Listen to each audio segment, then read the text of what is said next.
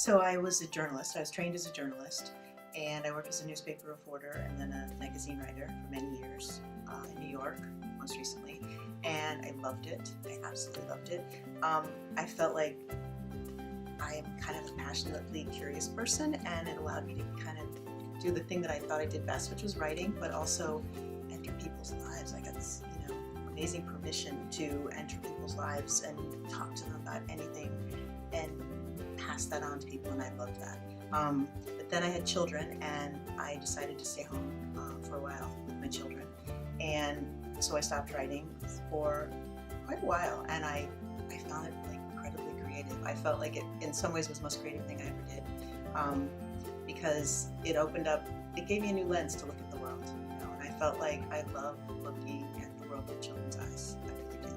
Then when I decided I wanted to go back to work, I decided to teach writing, which I found I also loved doing because I love that moment when a student kind of makes a connection or understands their voice as a writer a little more, or even that kind of like their eyes widen and they see like I have something to say and people might actually want to read it. So I really have loved teaching writing for a while.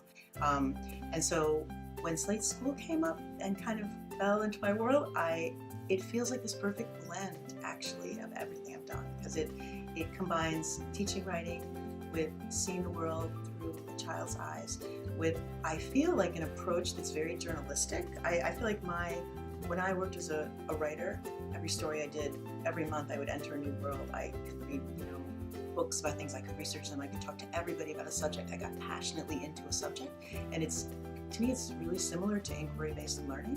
It's like just entering something that fascinates you and just going for it and becoming an expert on it, and really making all the connections and asking all the questions you can.